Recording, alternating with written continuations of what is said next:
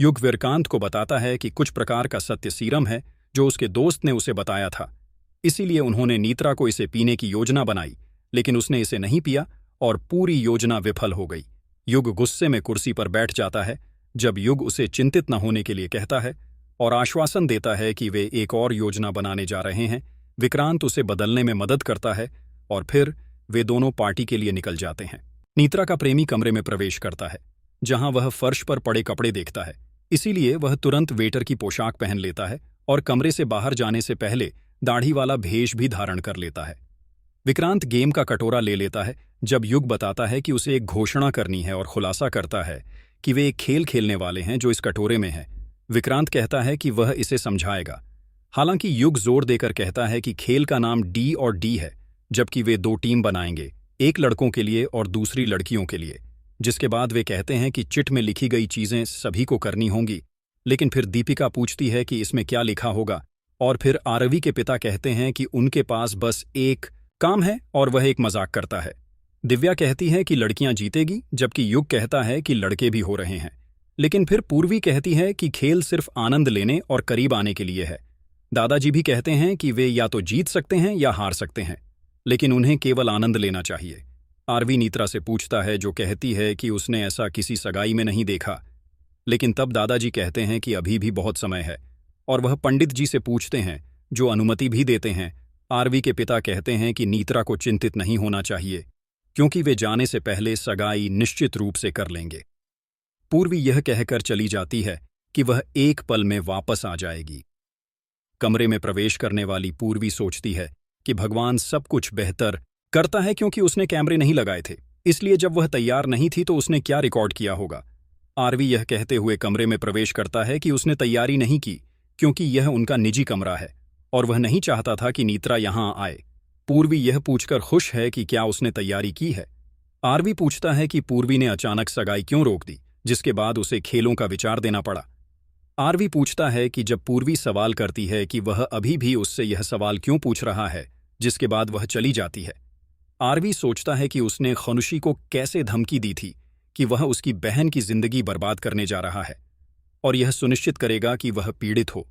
वह सोचता है कि उसके साथ क्या हुआ था। युग सभी को अपने स्थान पर बैठने के लिए कहता है और फिर पूछता है कि क्या उन्हें खेल शुरू करना चाहिए। दादी जस्सी को रोकती है, जो वेटर के रूप में प्रच्छन्न है, और एक गिलास पानी लेती है, लेकिन फिर वह कहती है कि उसे जूस लाना होगा। जस्सी सोचता है कि उसने यह सब किया है और वह अपने प्यार के लिए वेटर भी बन सकता है। आरवी नीत्रा के पास आकर बैठ जाती है, जो उसे मुस्कुराने के लिए कहती है। तभी उसे साहिल का फोन आता है, इसलिए वह आरवी से यह कहकर कोने में चली जाती है कि उसके माता पिता बुला रहे हैं। मोनिशा चिंतित हो जाती है। नीत्रा साहिल का फोन उठाती है, जो उससे पूछता है कि वह इस समय कहाँ है। जब नीत्रा जवाब देती है कि वह अपने कमरे में है, तो वह पूछता है कि वह वास्तव में कहाँ है, और इसलिए साहिल उसके करीब जाता है। लेकिन तब दादी पीछे से आकर साहिल से कहती है कि उसे भूख लगी है और वह उसके लिए कुछ खाने को लाए। वह सहमत हो जाता है। फिर दादी नीत्रा को ले जाती है, जिसके बाद साहिल जस्सी से रसोई का स्थान पूछता है, उसे पहचाने बिना। तब साहिल ने खुलासा किया कि वह चीजें भूल जाता है। दीपिका मोनिशा को अपने पास आने के लिए कहती है और सवाल करती है कि क्या सब कुछ नियंत्रण में है। जब वह पूछती है कि उसका क्या मतलब था, दीपिका कहती है कि उसने इसे सीधे तरीके से पूछा था। जब मोनिशा ने जवाब दिया कि यह अब तक नियंत्रण में है, दीपिका पूछती है कि उसका क्या मतलब था। जब मोनिशा ने जवाब दिया कि उसने यह स्पष्ट रूप से कहा था, लेकिन उसे लगता है कि पूरा परिवार पूर्वी की तरफ है। युग एक बार फिर सभी को डी और डी के बारे में बताता है। दादाजी उस पर क्रोधित हो जाते हैं और कहते हैं कि वह कुछ भी शुरू होने से पहले सभी को परेशान करता है। फिर दिव्या कहती है कि युग वास्तव में सभी को चिढ़ाता है। दादी जी उन दोनों को थप्पड़ मारने की धमकी देती है, लेकिन दिव्या कहती है कि उसके पास कोई दिमाग नहीं है। युग कहता है कि वे आज यहां अंताक्षरी खेलने जा रहे हैं।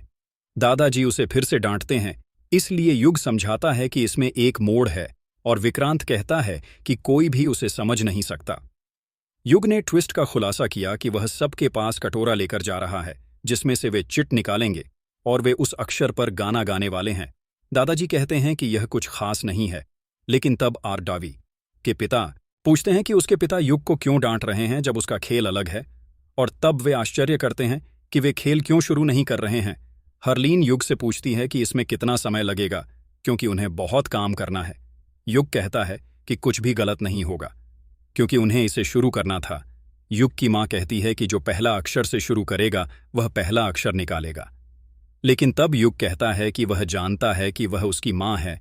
दादी जी कहती हैं कि वह सबसे बड़ी हैं और इसलिए इसे शुरू करेंगी।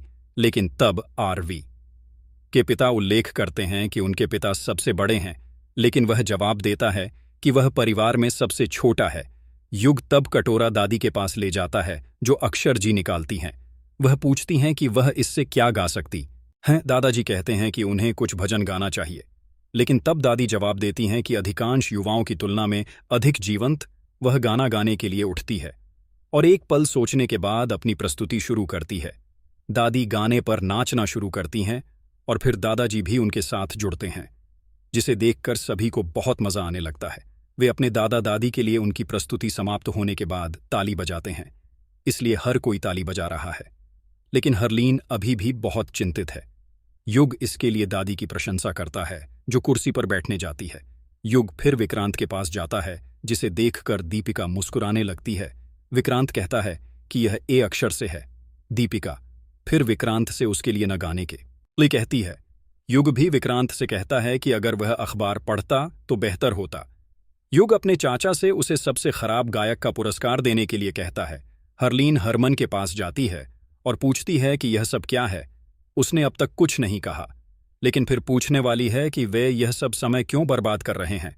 हरमन का कहना है कि उन्होंने एक योजना बनाई थी, लेकिन इसे क्रियान्वित नहीं कर पाए और इसलिए वह थोड़ी देर बाद समझ जाएगी। वेटर सभी की सेवा करने के लिए आता है और फिर नीत्रा पहचानती है कि वह जस्सी है, इसलिए खुश है कि वह आज यहां आया। पूर्वी दिया के पास खड़े होने से पहले जूस के गिलास को सीरम के साथ मिलाने का प्रबंध करती है। युग कहता है कि अगला व्यक्ति सबसे सुंदर मल्होत्रा होगा।